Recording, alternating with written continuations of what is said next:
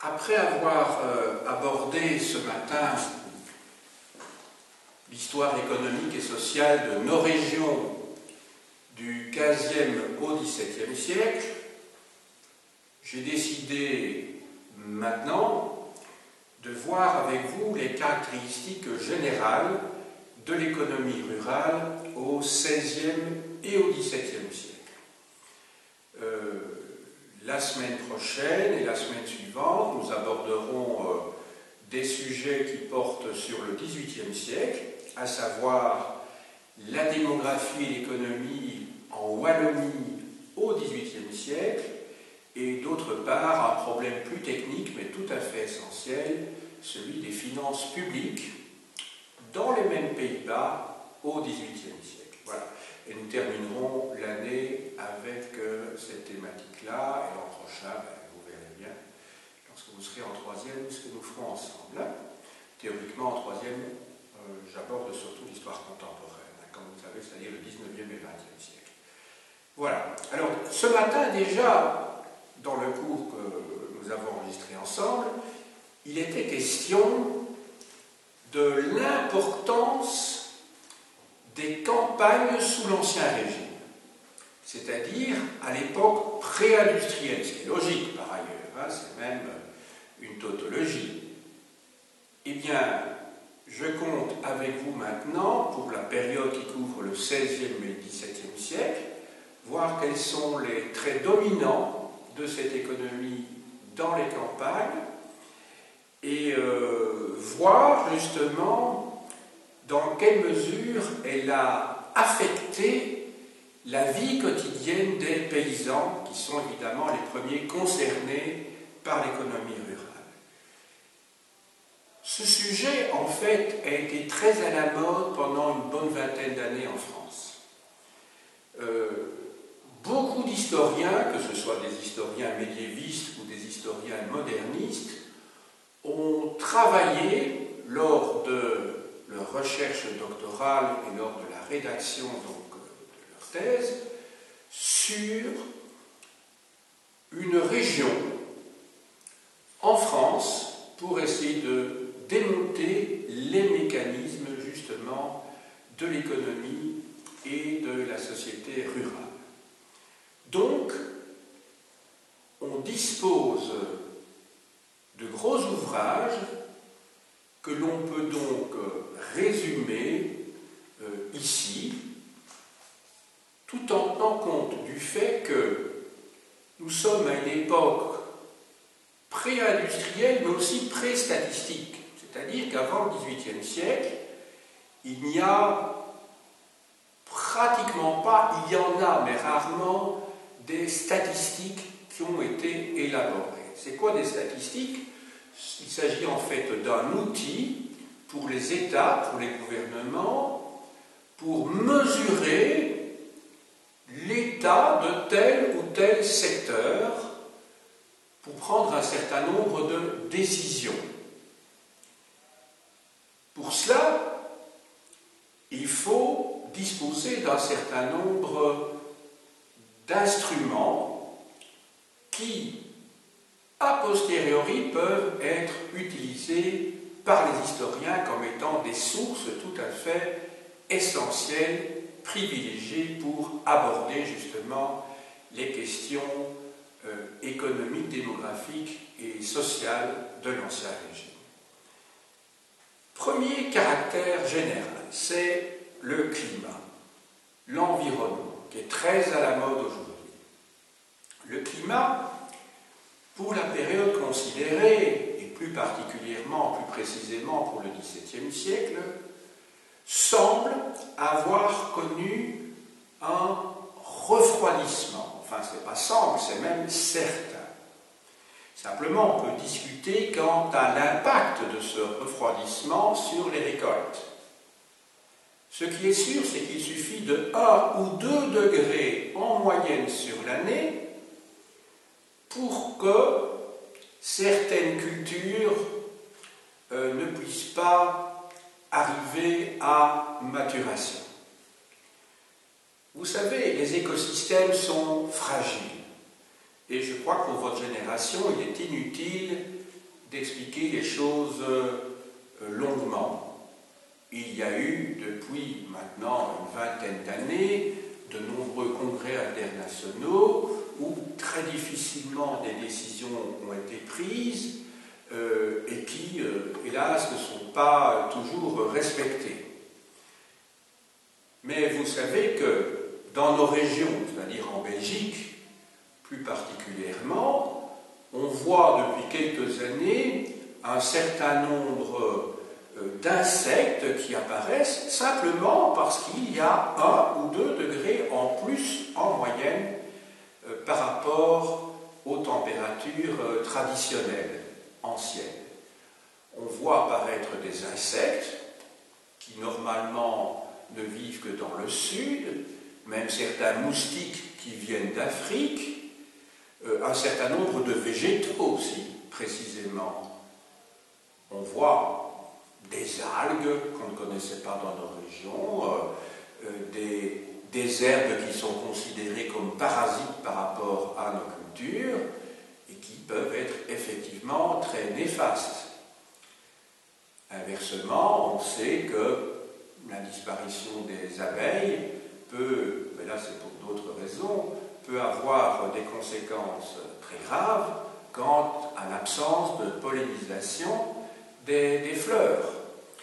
Donc, vous voyez que l'être humain, qui est un animal parmi beaucoup d'autres espèces, ne peut pas s'abstraire du contexte climatique qui est celui de la planète et qui, à l'époque, n'est pas du tout dû à l'action humaine. À l'heure actuelle, les choses sont différentes.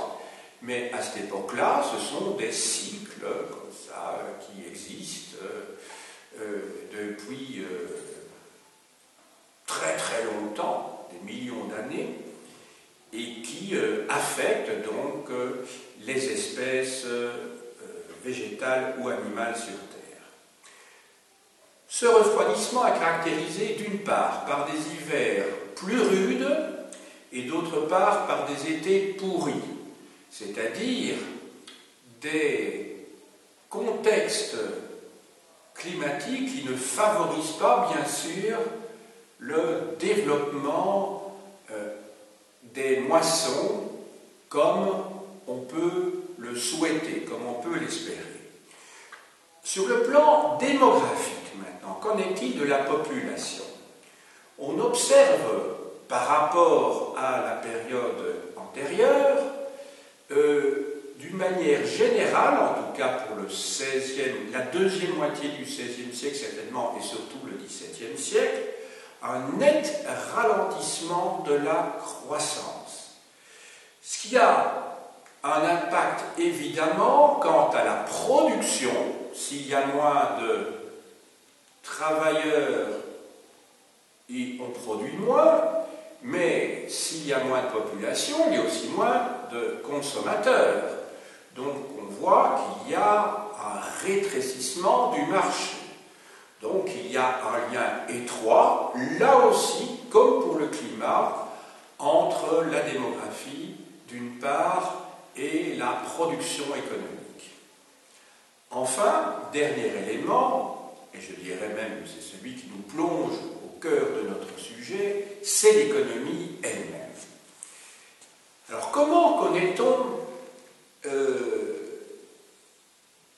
l'économie rurale? Tout à l'heure, je vous ai dit qu'on est à l'ère pré-statistique. Toutefois, il existe un certain nombre d'indices fournis par des séries, on appelle ça donc la discipline qui s'occupe de ça, l'histoire sérielle ou l'histoire quantitative, qui même à l'époque pré-statistique peut fournir des séries partielles pour certaines régions, en tout cas, s'il n'y a pas eu destruction de sources. C'est ainsi que dans le domaine de la production, on dispose des baux de dîmes. Vous savez que la dîme, c'est une partie de la récolte qui est due à l'Église. Alors, suivant les régions, cette dîme peut aller du simple au quadruple. Au pire, on peut aller jusqu'à 12% de la récolte, et au mieux, on peut aller jusqu'à 3% de la récolte. Ça dépend de la région où on se trouve. Donc il faut évidemment connaître précisément le pourcentage de la dîme par rapport à l'ensemble de la production pour se faire une idée de cette dernière. Vous savez qu'étymologiquement, dîme, ça vient d'un mot latin, décima, qui veut dire la 10e partie. Hein, la 10e partie. Mais tout cela est assez théorique, puisque je viens de vous dire que ça peut aller de 3 à 12% de la totalité de la récolte. Parce que, effectivement, il y a la norme théorique, historique, je dirais, qui remonte à plusieurs siècles, et puis, d'autre part, vous avez les rapports de force locaux qui peuvent jouer dans un sens ou dans un autre. Si la communauté villageoise est forte, si elle a des arguments qui lui permettent de s'opposer au seigneur local, qui peut être l'Église justement en particulier, si la récolte est abondante, eh bien il peut y avoir une dîme qui va à la baisse. Inversement, mais ce n'est pas toujours une loi mécanique, hein, parce que tout est cas d'espèce suivant la région, vous pouvez avoir une augmentation de la dîme. C'est une question de rapport de force toujours et de solidité de la communauté villageoise. Et cette solidité, elle part toujours, bien entendu, d'une conscience de classe. On va voir que dans la période qui nous intéresse, 16e et 17e siècle, c'est qu'il y a eu un effritement de la conscience de classe dans les communautés villageoises. Il y aura effectivement un effritement de cette conscience de classe parce qu'il y a un morcellement des intérêts de la communauté entre plusieurs catégories justement de paysans, ou en tout cas d'acteurs du monde rural. Maintenant, pour les prix céréaliers, on dispose d'un outil qui sont les mercuriales. Les mercuriales, ce sont des listes des prix de vente des céréales, du blé en particulier, des grains, sur les marchés. Vous vous souvenez que Mercure, c'était le dieu du commerce, hein, chez les Romains. Donc Mercurial, bien évidemment, de ce dieu romain. Et donc, lorsqu'on dispose de Mercurial pour telle ou telle localité, pour telle ou telle ville, on a des renseignements donc sur la hausse, la stabilité ou la baisse des prix des céréales, qu'il va falloir alors interpréter avec d'autres éléments. Ensuite, les mouvements des prix, lorsque l'on analyse ces mercuriales et d'autres sources, nous permettent de voir que globalement, même s'il y a eu des sous-périodes, parfois même de 10 ans, de 15 ans, où il y a eu baisse de prix, et même où il y a eu de fortes turbulences, on remarque que pour la période considérée, pendant un siècle et demi pratiquement, jusqu'aux environs de 1661-1662, les prix des céréales augmentent. J'ai bien dit qu'il s'agit d'un point de vue de l'analyse des prix, du point de vue de Sirius, hein, c'est-à-dire une planète qui est très éloignée de notre système solaire, entendons-nous bien. Par conséquent, en voyant les choses de très très haut. Mais évidemment, sur le plan local, vous pouvez avoir une conjoncture qui va à la baisse pour de très nombreuses années. Donc c'est vu globalement à l'échelle de la France et globalement sur un siècle et demi. En revanche, la période qui s'étend de 1662 à 1720 à 1730 est une période où nettement il y a une baisse des prix céréaliers. Maintenant, le problème des revenus. On est toujours dans cette économie rurale. On a eu un premier indice à partir des baux de dîme, autre indice à partir des mercuriales, le prix des céréales. Maintenant, on passe au problème des revenus.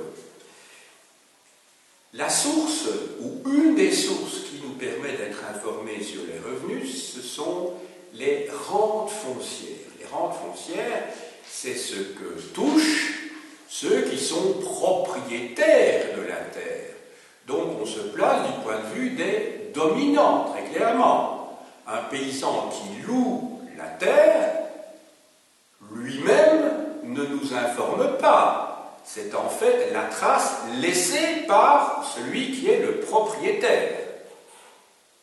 Voilà. Après avoir émis un certain nombre de considérations générales, de paramètres qu'il faut avoir en tête lorsque l'on étudie l'économie rurale, nous allons passer maintenant, ce que fait tout historien, à la chronologie, ou plus précisément à la périodisation. On va voir quelles sont les différentes phases de l'économie rurale pendant le XVIe et XVIIe siècle. Vous allez voir qu'il y a en fait trois phases qui couvrent pratiquement un demi-siècle et trois phases qui sont plus courtes et qui couvrent approximativement 20 ou 30 ans.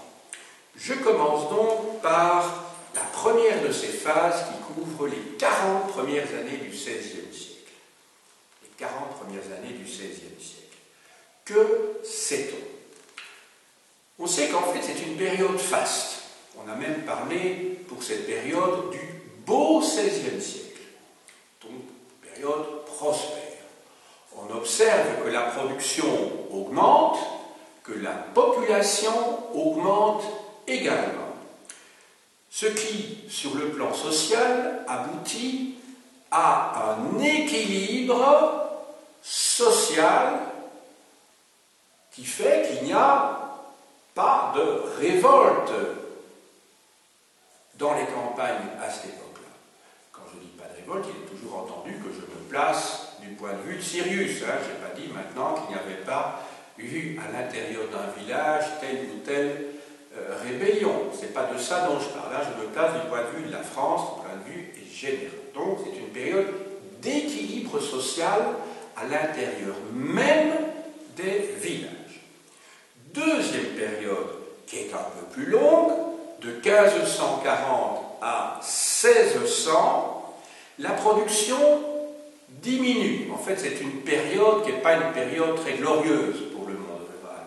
C'est une période où la production diminue. En effet, la population augmente alors qu'il y a des limites quant aux techniques agricoles qui sont utilisées. Donc, il n'y a pas de progrès technologique qui permet de répondre à cette augmentation de la population. Augmentation de la population qui conduit donc, en termes de proportion, à une réduction des revenus des paysans. Comme la population augmente, qu'on n'est pas dans une période de défrichement ou d'assèchement de marais, globalement, il va y avoir donc un morcellement des propriétés existantes lors des héritages.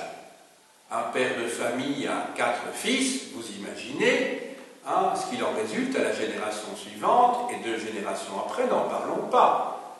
Les gens sont dans la misère. Autrement dit, on est dans une conjoncture qui est tout à fait défavorable.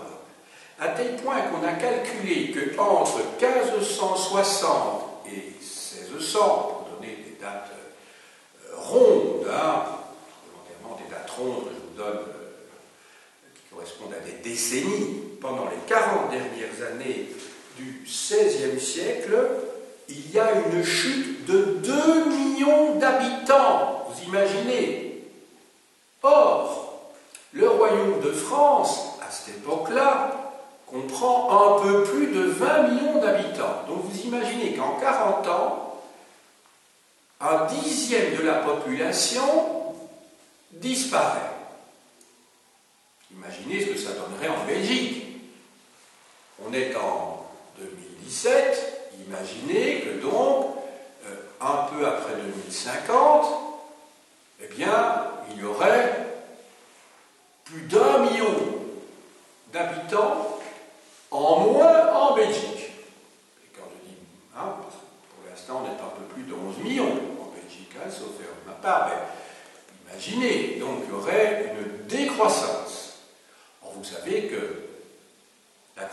démographique est en plus, contrairement à ce qu'on pourrait penser, hein, quand on entend les discours de certains hommes ou femmes politiques, comme quoi il n'y a pas de travail dans un pays, c'est pour ça qu'il faut stopper l'immigration. On sait que la population peut être, et même certainement, un plus.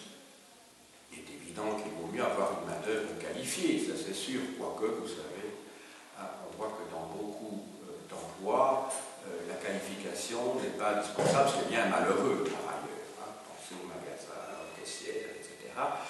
Ceci dit, ce sont des tas d'emplois qui sont amenés à disparaître. Je vous dis en parenthèse ici, pour le début du XXIe siècle, je vais là la semaine passée, je vais dans un magasin à Belaise, là près de chez moi, et je vois qu'il n'y a plus qu'une caissière, il y en avait 3 avant. On a installé des machines où vous avez des petites icônes qui représentent les différents produits que vous achetez, et vous devez vous-même scanner, vous en tant que client, en tant que consommateur, vos produits, vous devez cliquer, enfin toucher un écran tactile, et ce sont des caissières qui doivent expliquer à des clients comment faire pour payer sans passer à la caisse. Donc en fait, elles sont en train de creuser, je leur ai dit, pauvre malheureuse, vous êtes en train de creuser votre propre tombe. Vous expliquez aux clients ce qui va permettre à votre patron de vous licencier. Elles ont dit oui, vous avez raison. Bon, elles n'ont pas le choix, hein, ce sont des ordres qui émanent de leur direction. Mais enfin, vous imaginez, hein, ça a quelque chose de l'ordre du suicide. Hein. Donc voilà, je reviens à mes moutons, si je puis dire. Donc, c'est pour vous montrer qu'il y a un lien étroit entre la population, la main-d'œuvre et l'économie. Ça peut se faire de manière différente suivant les époques, parce que tout cela est lié, et que, bon, voilà, il y a des paramètres qui ne sont pas les mêmes suivant les époques ou suivant les pays et les richesses du pays. Ça va de soi, le type de technologie qu'on utilise. Alors, entre 1600 et 1640, troisième longue période, si je puis dire, alors là, on va assister à une croissance démographique, je dis bien pour ces 40 ans-là. Alors, retenez bien ces chiffres. À l'époque de Henri IV, c'est-à-dire en 1600, puisque Henri IV est assassiné en 1610, et 1715, la mort de Louis XIV,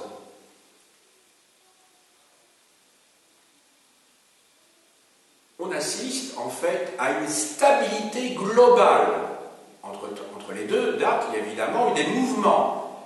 Mais on est à un peu plus de 20 millions d'habitants à l'époque d'Henri IV, et on est toujours à 20 millions d'habitants, un peu plus de 20 millions d'habitants un siècle plus tard. Mais il ne faut pas croire qu'il y a eu, comment dirais-je, une ligne continue entre les deux. Il y a eu croissance, il y a eu décroissance, et on aboutit un siècle plus tard au même chiffre. Mais ça ne veut pas dire que rien n'a bougé entre les deux.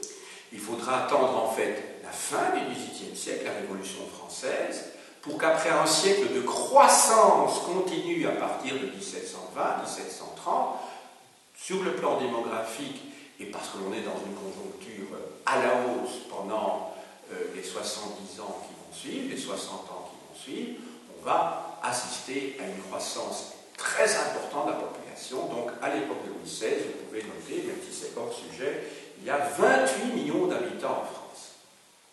28 millions.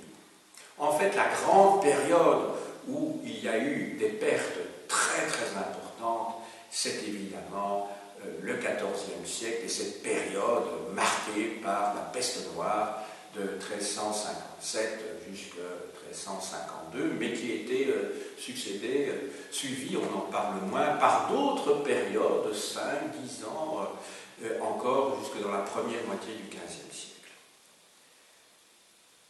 Je reviens donc à mon sujet, donc croissance démographique, sur le plan économique, croissance également, croissance de la production, augmentation des prix, la rente foncière, c'est-à-dire ce que touchent les propriétaires fonciers, augmente également, mais ça peut paraître paradoxal, mais en fait c'est dû à un facteur qui est indépendant de cette conjoncture agricole favorable, c'est qu'il y a de nombreuses révoltes paysannes. Alors ces révoltes paysannes ne sont pas tellement dues à la pression des seigneurs eux-mêmes. Ces révoltes paysannes sont surtout dues, je dirais même essentiellement, à l'augmentation massive des impôts. Alors pourquoi on augmente fortement les impôts entre 1600 et 1635 essentiellement? C'est parce que la France entre en guerre contre la maison des Habsbourg, la maison d'Autriche, plus particulièrement, qui est son éternel rival. Et pendant cette période, Richelieu, qui est aux commandes, en tout cas entre 1625 et d'autre part 1642, décembre 1642, augmente la pression fiscale de manière immense, gigantesque. La France entre donc dans des alliances avec des princes allemands pendant la guerre de 30 ans, qui, en Allemagne, débute en 1618 et se termine en 1648, avec les traités de Westphalie, le traité d'Osnabrück et le traité de Münster, et où la France va engloutir véritablement des fortunes pour soutenir. Alors c'est assez curieux, mais vous savez que la politique ne se soucie pas tellement de morale et que l'argent n'a pas d'odeur. Donc Richelieu va payer, subsidier des princes protestants allemands contre l'empereur du Saint-Empire romain de la Nation germanique, qui lui est catholique. Voilà. Tenez-vous bien, les recettes de l'État français pendant cette période vont passer de 20 millions de livres à 200 millions de livres. Donc ça veut dire que vous avez bien compris qu'en une trentaine d'années, les impôts, la pression fiscale a décuplé.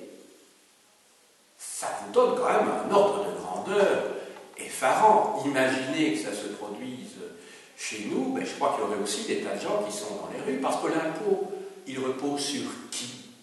Il repose principalement sur les paysans. Et c'est ce qui explique que dans les années 1630, vous avez de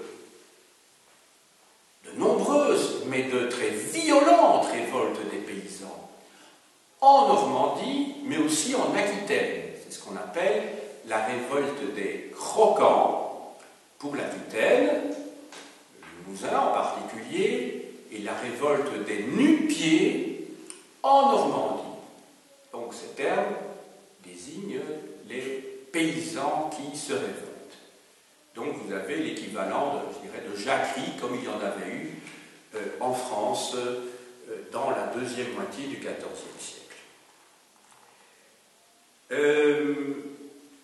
Nous passons maintenant à ces trois périodes plus courtes dont je vous ai parlé tout à l'heure. Elles se situent pendant le règne de Louis XIV. Vous savez que Louis XIV a eu un règne extrêmement long, sans doute le plus long règne de l'histoire, puisqu'il commence à gouverner alors qu'il avait à régner alors qu'il avait 5 ans, à partir du mois de mai 1643, et il règne jusqu'à ses 78 ans. Pensez, Donc il a commencé à régner très jeune, mais il se fait qu'il a vécu aussi très vieux, jusqu'à 78 ans, lorsqu'il meurt donc au mois de septembre 1715. Alors, quelles sont les périodes, les phases, les trois phases qui jalonnent son règne? On peut dire que globalement, il s'agit d'une période de marasme, et ça c'est évidemment quand on prend les trois périodes globalement. Maintenant, quand on les prend successivement, période de 1645 à 1660, autrement dit, depuis le début de son règne, et quand je dis 1660, je devrais être plus précis, je devrais dire 1661, c'est le moment où les choses se gâtent lors de son avènement. Il y a d'abord une famine très importante lorsqu'il monte sur pas lorsqu'il monte sur le trône, parce qu'il est sur le trône effectivement depuis 1643, il il se met à régner seul, ce qu'on appelle l'avènement de Louis XIV après la mort de Mazarin, donc, qui était son principal ministre jusqu'en 1661, alors que Louis XIV lui-même a 23 ans. Première période, 1645-1660, sur le plan de la production, sur le plan strictement économique, si vous voulez. La production baisse. C'est une période où il y a des crises de subsistance. Alors vous comprenez bien, crise de subsistance, ce n'est pas ce que nous connaissons à l'heure actuelle. Crise de subsistance, ça veut dire qu'il y a des gens qui meurent parce qu'ils ont faim. Dans nos régions, en tout cas, je ne dis pas que ça se passe comme ça en Somalie ou dans le Soudan du Sud. Malheureusement, ça ne se passe pas comme ça là-bas. Mais dans nos régions maintenant, quand on parle de crise économique qui conduit à des licenciements massifs, au chômage, réduction de la consommation, etc. Mais les gens ne meurent pas de faim. Oui, hélas, il y en a qui meurent de faim, mais enfin, je veux dire, on peut les compter sur les 10 doigts de la main, ça existe. Il y a des gens qui meurent de froid, ça existe. Hein. Chaque année, on apprend comme ça aux informations qu'à telle personne qui est morte parce qu'il gelait et qu'elle n'avait pas trouvé d'abri, ou parce qu'elle n'avait pas voulu rentrer dans un abri alors qu'on y interdisait son chien, des choses comme ça. Mais donc ça existe, cela. Mais à l'époque, c'était un phénomène très général, si vous voulez. Donc période de crise de subsistance. C'est la période aussi des frondes. Vous savez qu'entre 1648 et 1652, il y a eu des frondes successives, la fronde des parlementaires, la fronde des princes, qui ont défié Mazarin à ce moment-là, qui avait pu fuir à l'étranger. Et c'est une période de guerre civile, on peut dire, en France. C'est une période également de pillage, de désordre, ce qui évidemment ne facilite pas la production, en tout cas dans certaines régions. Il y a une crainte constante dans les campagnes. La peur, elle règne. Et puis il y a la dévastation. Sur le plan démographique, c'est une période où il y a plusieurs épidémies. Et quand je dis épidémie, il s'agit d'épidémies graves, bien entendu. Je crois vous avoir rappelé ce matin, sauf erreur de ma part, qu'il y a la dernière grande épidémie de peste, date de Marseille, de 1720. En France. Donc il y avait encore la peste en France jusqu'en 1720. Quand vous pensez qu'en Belgique, il n'y a plus la peste évidemment depuis longtemps, mais que dans les années 1660, il y a eu encore une épidémie de choléra à Bruxelles qui a fait plus de 3000 morts. Choléra. Donc il y a ça 150 ans à Bruxelles, qui est à l'origine, entre autres, du voûtement de la Seine, cette rivière qui passe sous les grands boulevards à Bruxelles, sous le boulevard Le Monnier, le boulevard Anspach et sous le boulevard Émile Jacquemin. C'est comme ça qu'on ne voit pas la Seine entre, d'une part, Anderlecht, approximativement, et d'autre part, voilà, lorsqu'on est sorti de Bruxelles, quoi. Parce que, effectivement, vous savez que les rivières, c'est à la fois quelque chose qui peut être un bienfait, mais ça peut être aussi un vecteur de maladie.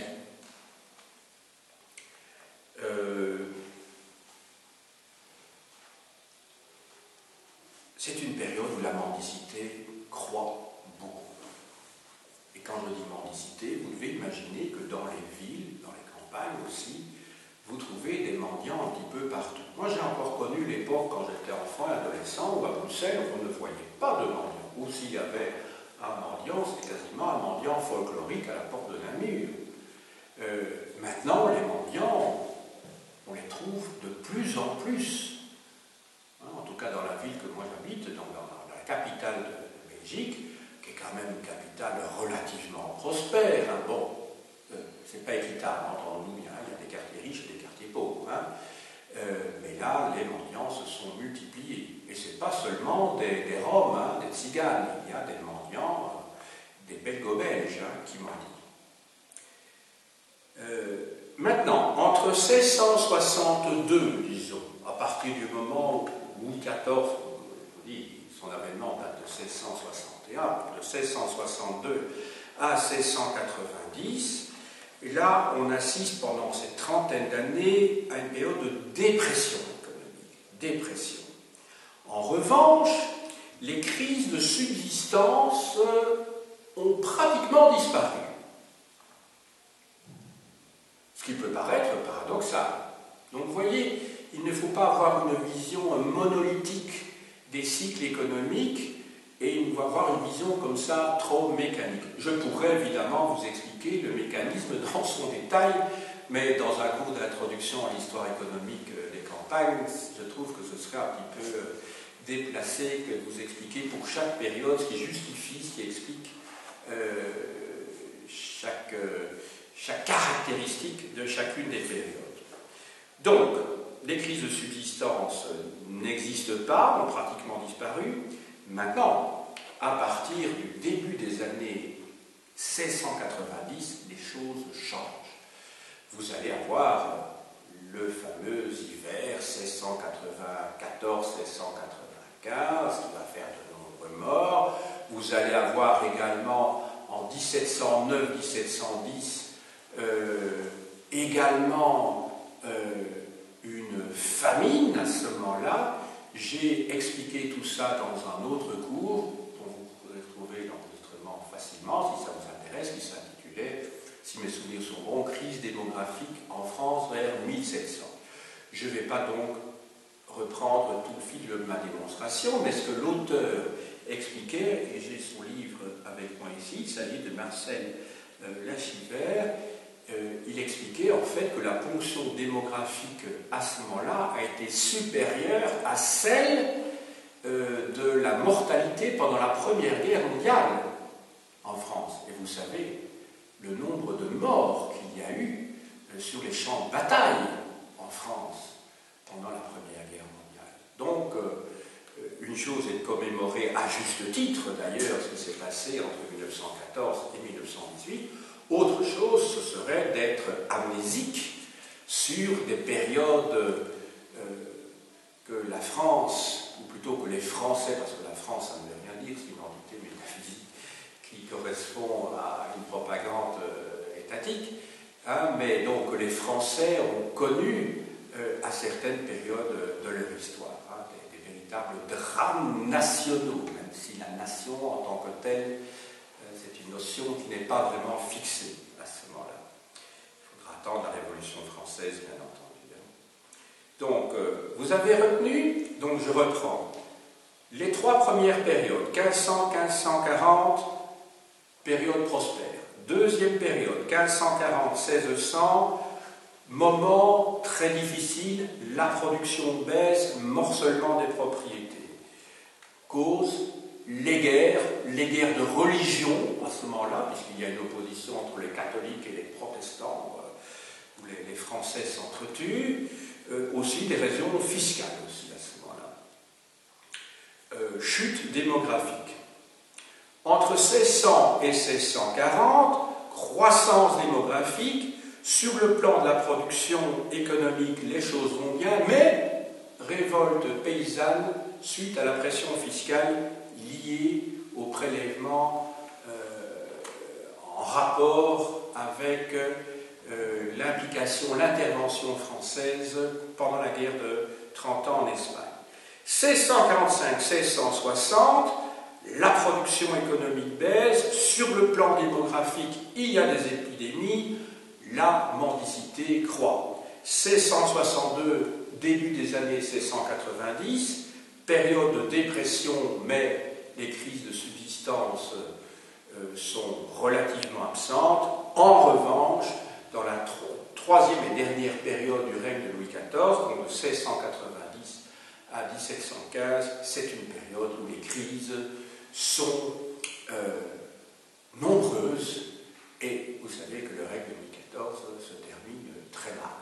Hein, celui qui avait été le roi Soleil, à la fin de son règne, voit son royaume qui est en très mauvaise posture sur le plan de la l'économie intérieure, mais aussi sur le plan extérieur, puisque finalement, Louis XIV, son règne se termine par une série de défaites face à des coalitions extérieures. Maintenant, après avoir vu dans un premier temps les caractères généraux de l'économie rurale au XVIe et XVIIe siècle, après avoir vu dans un deuxième temps quelles sont les grandes phases, les cycles qui se sont succédés pendant ces 2 siècles, sur le plan économique et démographique, nous passerons maintenant à ce qui est peut-être le plus important, c'est de savoir, de connaître la condition des paysans, même si ça a déjà été évoqué partiellement dans le cours jusqu'ici. Alors, tout d'abord, sur le plan économique, ces paysans. Maintenant, je suis en train de globaliser évidemment les 2 siècles, de nouveau, comme je l'avais fait dans la première partie, juste avant de développer l'aspect chronologique. Sur le plan de l'économie, les prélèvements, globalement, pendant 2 siècles, augmentent. Alors, ces prélèvements, ils sont dus à 2 éléments essentiellement, c'est que la rente foncière, la rente seigneuriale, augmente. Alors, quand je dis rente seigneuriale, il ne faut pas imaginer seulement la noblesse, parce qu'il y a de plus en plus de membres des magistrats, de ceux qui vont faire progressivement partie de ce qu'on appelle la noblesse d'Europe, qui ne sont pas membres de la vieille noblesse d'épée, qui investissent dans des terres. Vous devez vous dire que sous l'Ancien Régime, on investissait dans des terres de la même manière que maintenant on investit son capital dans des actions.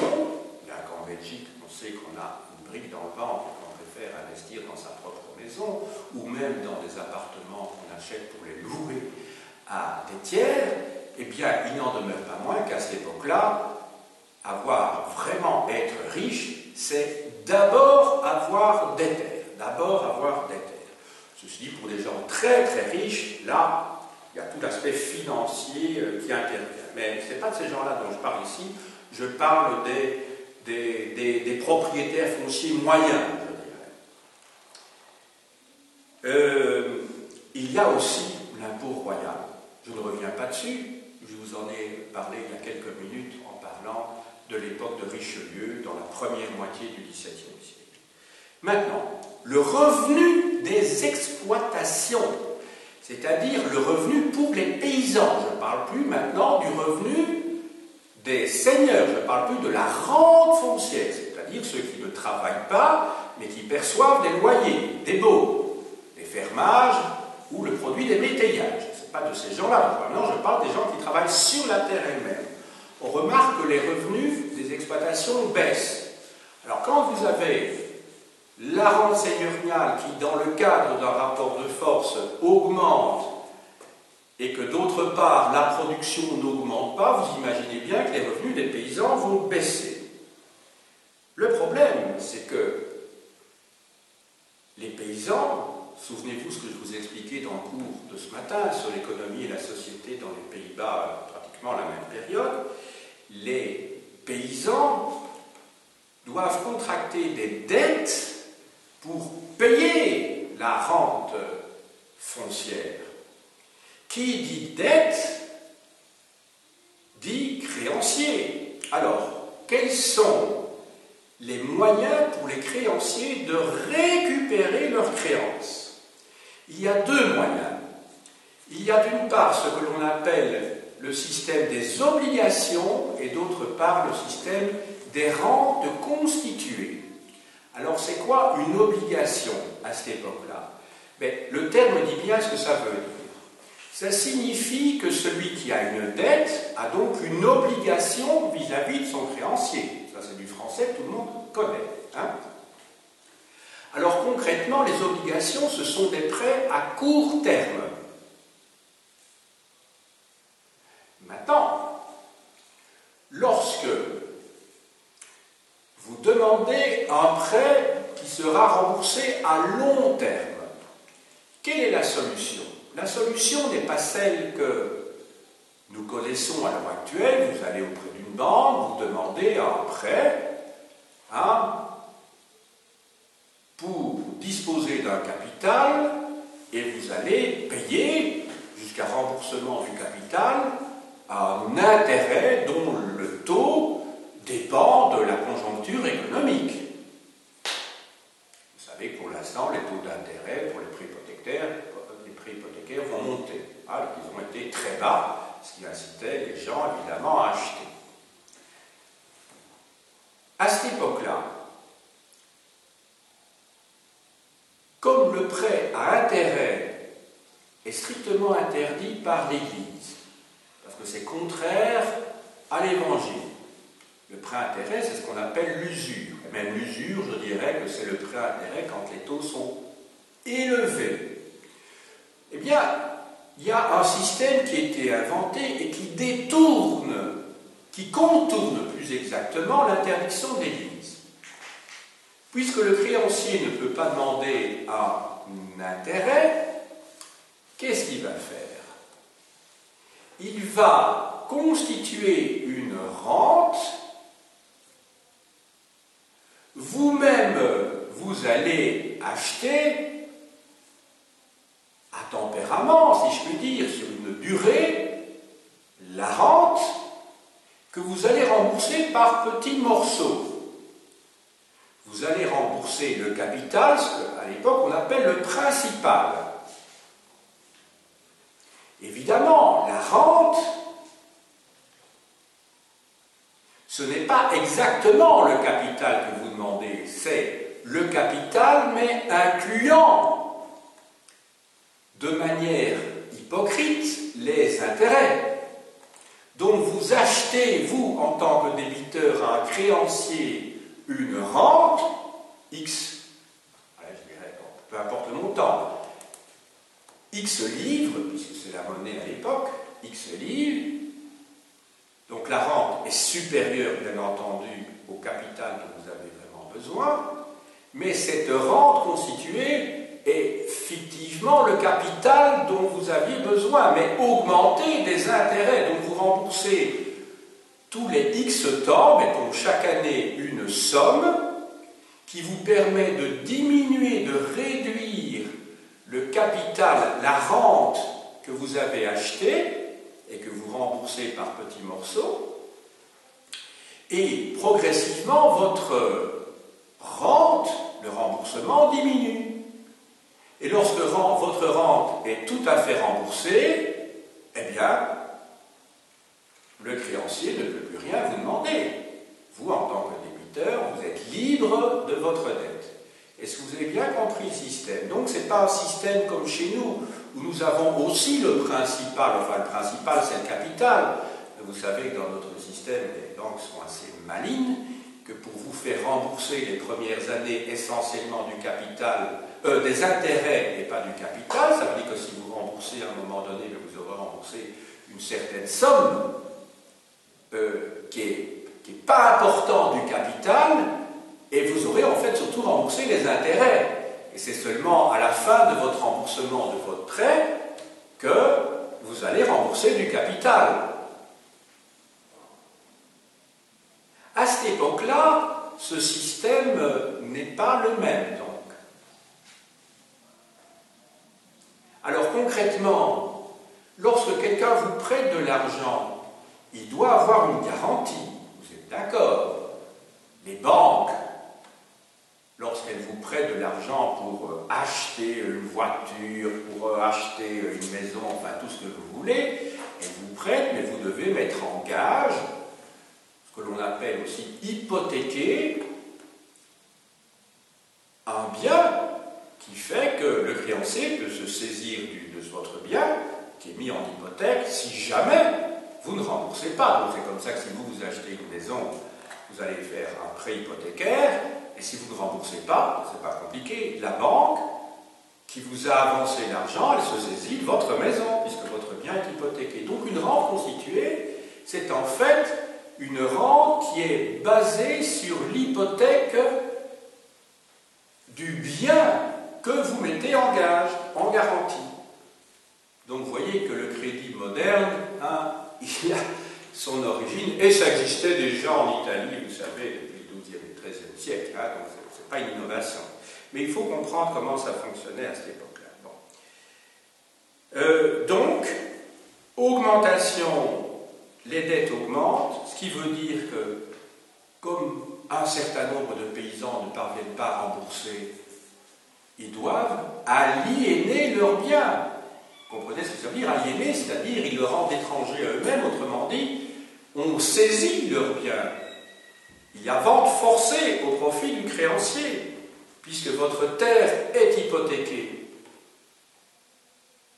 Voilà, donc vous avez bien compris le système pour rembourser des dettes, donc vous avez le système des obligations et le système des rentes constituées. Bon, puisque vous êtes des futurs profs d'histoire en secondaire, n'oubliez pas qu'une obligation à l'heure actuelle, le principe, au fond, est le même. Les obligations à notre époque, ce ne sont rien d'autre que des titres qui sont émis par des sociétés à court terme, et la société, en fait, vous emprunte à vous de l'argent qui allait recevoir donc ce document que l'on appelle donc une obligation, mais c'est l'obligation de la société par rapport à vous, hein, c'est pas vous. Donc vous possédez des obligations de la société. Et dans les 5 ans, généralement c'est 5 ans, donc à moyen terme, là, ou 10 ans, la société, l'entreprise va vous rembourser après cette date. Et vous aurez touché, entre-temps, des intérêts. Alors, les actions, c'est un autre système avec des actions. Là, vous êtes copropriétaire de la société, vous êtes copropriétaire du capital social de la société, et là, vous ne touchez pas des intérêts, mais des dividendes qui sont des participations aux bénéfices de la société. Ben, si la société perd, vous ne touchez rien, et si vous voulez revendre votre action alors que la société fait faillite, ben là, vous avez fait une mauvaise affaire, parce que non seulement vous n'aurez pas de dividendes, mais en plus de ça, vous allez devoir revendre votre action moins cher qu'au prix où vous l'avez acheté. Mais ça, c'est à l'heure actuelle. Mais ça existait déjà à cette époque-là aussi, mais ici, nous sommes dans le domaine de l'économie rurale, hein, bien sûr. Mais ils avaient des systèmes compliqués déjà à l'époque, et très sophistiqués, vous savez. Maintenant, sur le plan social, je vous ai parlé tout à l'heure des rapports de force à l'intérieur des communautés villageoises, des communautés rurales. Ce rapport de force est tout à fait essentiel. On remarque, pour la période qui nous intéresse, 16e et 17e siècle, plus on avance dans le 17e siècle, il y a un affaiblissement des communautés villageoises, un affaiblissement. Quelles en sont les causes? Tout d'abord, c'est que les paysans qui disposaient de l'usage de biens communaux, les biens communaux, ce sont donc des bois, ce sont des pâturages que la communauté, sur lesquels la communauté avait acquis des droits de pâture, des droits de chasse éventuellement, même si en général ces droits de chasse sont confisqués par le seigneur, mais le droit de ramasser du bois, par exemple, dans les forêts. Eh bien, si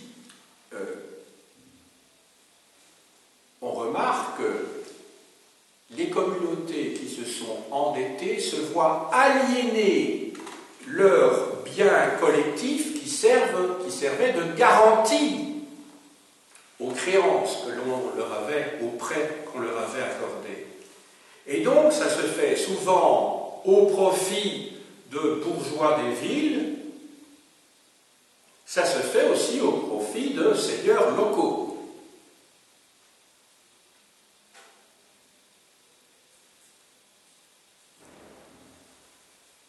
Le pouvoir seigneurial peut augmenter également vis-à-vis des paysans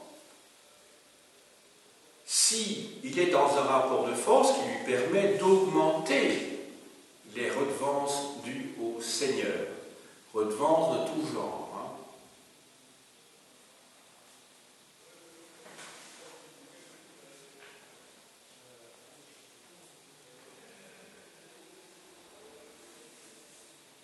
Il y a des paysans qui ont une conscience de classe et qui résistent. Toutefois, on constate qu'à l'époque qui nous intéresse, ces résistances conduisent à des échecs. Les paysans, qui sont des groupes dominés, sont évidemment démunis face aux agents royaux qui, eux, disposent d'armes qui appartiennent à des régiments qui peuvent mater les révoltes potentielles. Et Louis XIV ne s'en est pas privé, en particulier vis-à-vis des protestants.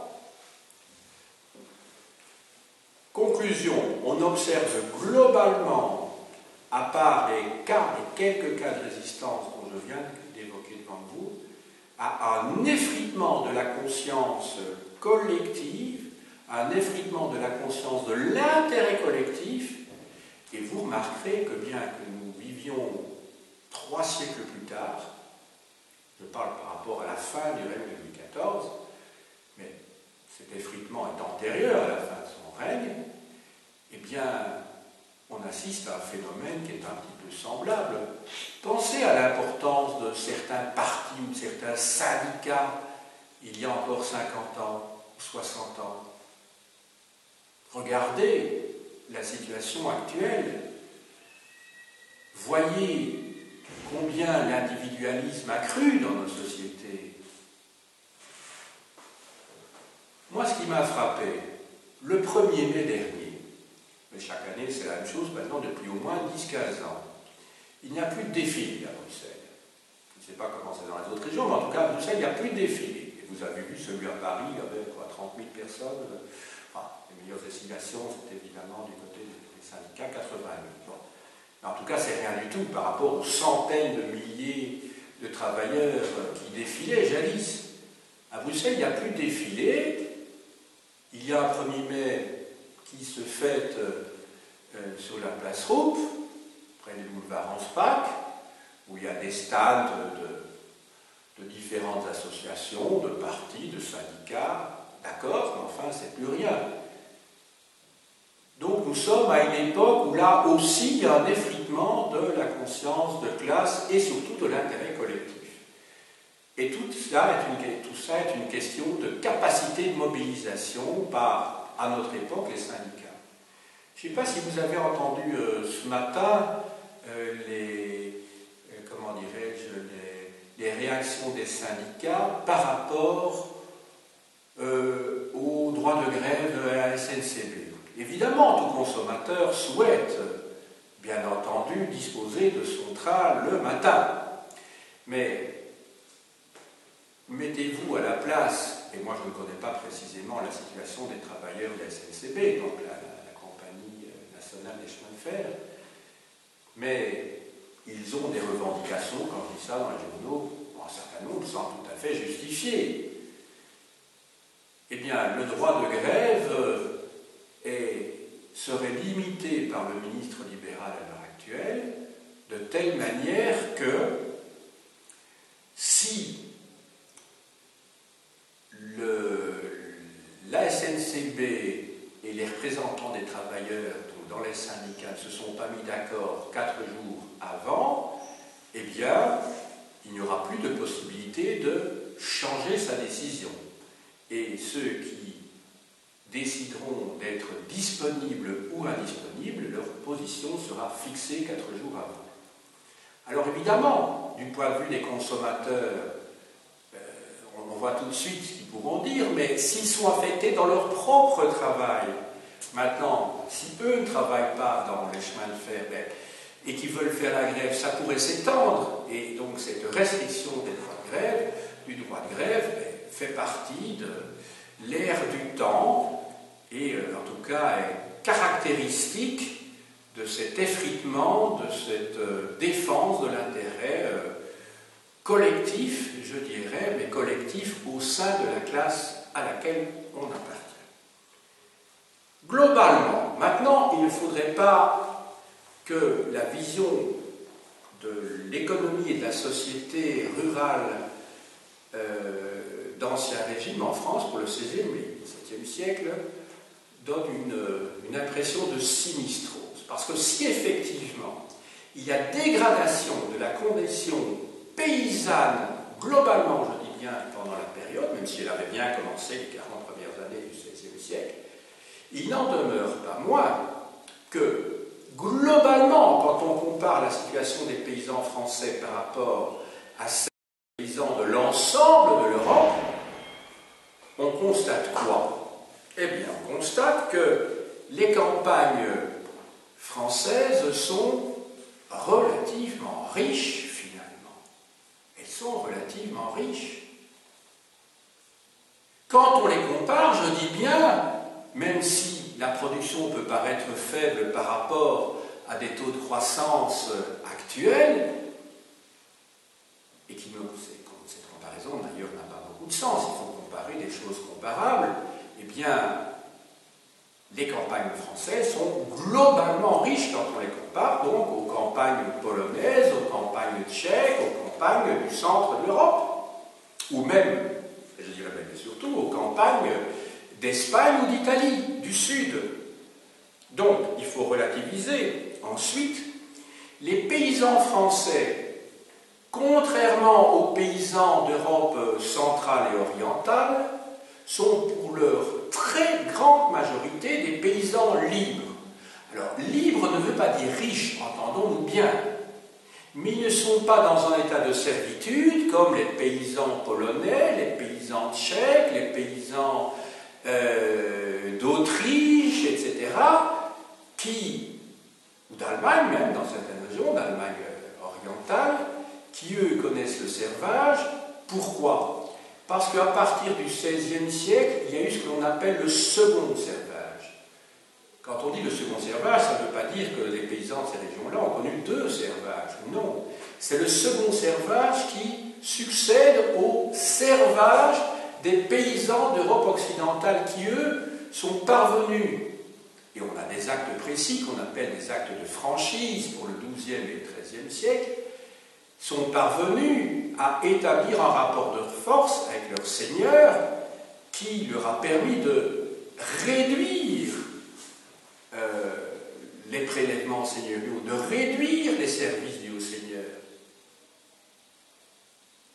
À partir du XVIe siècle, en Russie, en Pologne, enfin partout en Europe orientale, et surtout dans les régions où on produit du blé, enfin des céréales, les prélèvements vont augmenter et les paysans sont réduits au servage alors qu'ils étaient libres auparavant. Tout cela, pourquoi? Parce que ces pays d'Europe orientale entrent dans la mondialisation. Et la mondialisation de l'économie, ça veut dire quoi? C'est que les céréales dont on a besoin en Europe occidentale, comme elles coûtent trop cher à la production dans nos régions, eh bien, on délocalise, si je puis dire, et ce sont les seigneurs locaux d'Europe centrale et orientale qui asservissent leurs paysans pour avoir des rendements qui permettent d'avoir une plus-value évidemment beaucoup plus importante que s'ils n'étaient pas asservis. Vous comprenez? C'est pour ça que quand on fait de l'histoire économique et de l'histoire sociale, on voit que l'économie est évidemment liée à la société, mais qu'il faut étudier les choses globalement. On ne peut pas étudier, même si je le fais ici pour des raisons pratiques, chaque pays l'un après l'autre. C'est vrai que ce matin, je vous ai parlé de la situation aux Pays-Bas et la principauté de Liège, maintenant la France, mais tout ça doit être replacé dans un contexte général qui permet d'une part de relativiser la situation des paysans des différentes régions européennes, voire du monde, et puis de les comprendre, de les replacer dans un contexte économique où le commerce se fait dorénavant à très grande échelle à partir du XVIe siècle. Il me reste à vous montrer maintenant quelques livres qui pourraient vous servir et sur lesquels je me suis basé pour la préparation de ce cours. Tout d'abord de Cabourdin et Viard, lexique historique de la France d'Ancien Régime, chez Armand Collin. Pourquoi ce livre? Eh bien parce que, comme son nom l'indique, il s'agit donc d'un lexique où vous avez parfois en 2 ou 3 pages, parfois en une demi-page, des explications sur tous les termes que j'ai utilisés ici. J'ai utilisé quand même quelques termes techniques, pas beaucoup, hein, parce que j'ai fait un effort, mais quand je parle de jachère, quand je parle de rente constituée, quand je parle des différentes taxes, quand je parle de seigneur, de paysan, vous avez chaque fois ces termes qui sont expliqués pour l'Ancien Régime. Alors je vous ai parlé dans un premier temps, vous vous en souvenez certainement, des différentes sources dont les historiens ont besoin. Eh bien tout ceci est expliqué non pas par Jean Lassalle, qu'on a vu à l'occasion des élections présidentielles, mais par P. Lassalle, j'imagine que c'est Pierre, donc c'est Paul Lassalle, hein, donc sous la direction de Paul, non excusez-moi, c'est pas Lassalle, je le disais mal, c'est Del Salle, je suis fatigué, c'est Del Salle. Qui a dirigé un ouvrage qui s'appelle La recherche historique en archives 16e-18e siècle chez Offris. Voilà, où on vous explique tous les termes hein, et l'usage que l'on peut faire des différentes sources évoquées. Alors, sous la direction de Fernand Braudel et Ernest Labrousse, Histoire économique et sociale de la France, il y a 2 tomes pour la période qui nous intéresse, mais essentiellement, je me suis basé sur le tome 1, 1450-1660, Presse universitaire de France, collection Quadrige. Le 2e volume est tout aussi intéressant par ailleurs. Hein.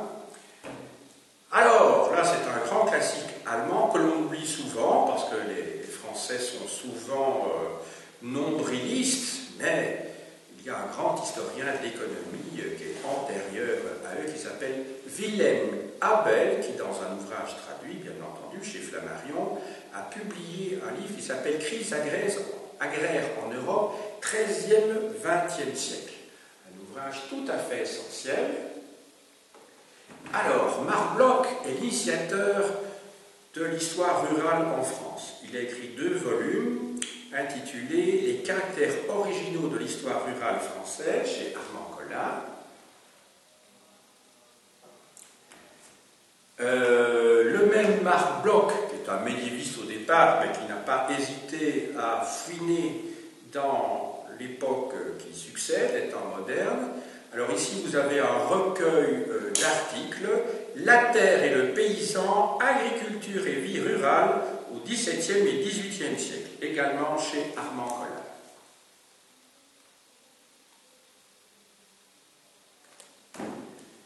Alors, je poursuis, et j'arrive, partant du général, j'arrive progressivement à notre sujet.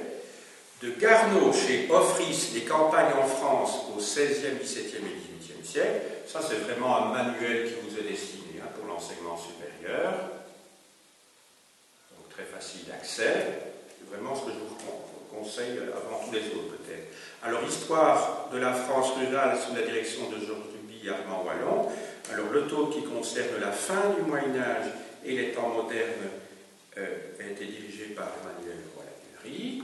Parce que je vous ai dit, il y avait de nombreuses thèses qui avaient été publiées sur l'histoire rurale, et à un moment donné, il s'est agi de faire une synthèse de tout ce qui avait été trouvé, et ça tombait dans une période, ça date des années 75, donc où le mouvement écologique était d'ailleurs en pleine montée, à ce moment-là, c'était les débuts encore, et donc ça s'est vendu facilement à ce moment-là.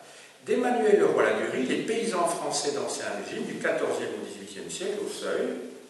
Donc c'est une bonne petite synthèse, quoique l'auteur a écrit des ouvrages plus intéressants que cela, mais enfin c'est une synthèse, quoi, parce que bon, cet ouvrage est très récent, vous savez, il y a 2 ou 3 ans, oui, de 2015, et l'auteur, qui est un grand historien français, bon, maintenant il est pratiquement aveugle, donc tous ces ouvrages, il doit les dicter. C'est pas toujours évident de pouvoir travailler dans ces conditions-là. Pierre Houbert, les paysans français au XVIIe siècle, chez Hachette dans la collection La vie quotidienne.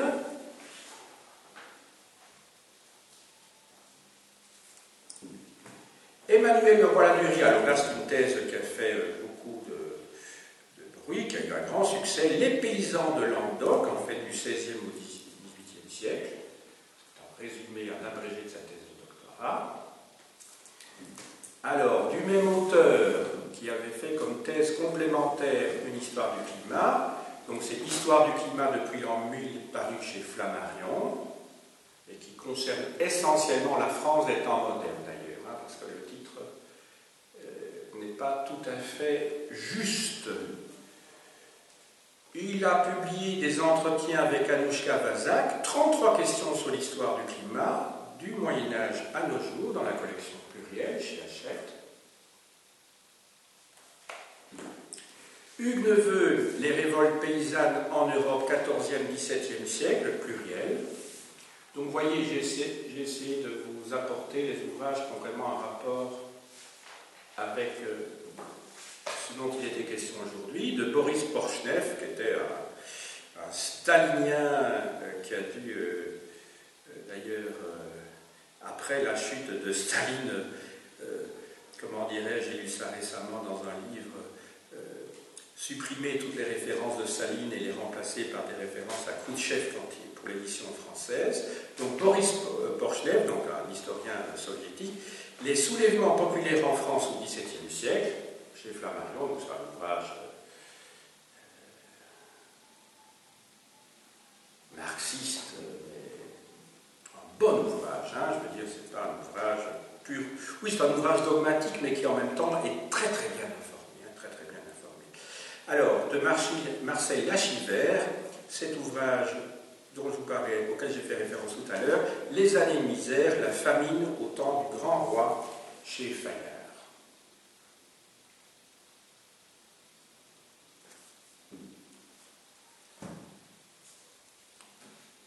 J'ai dit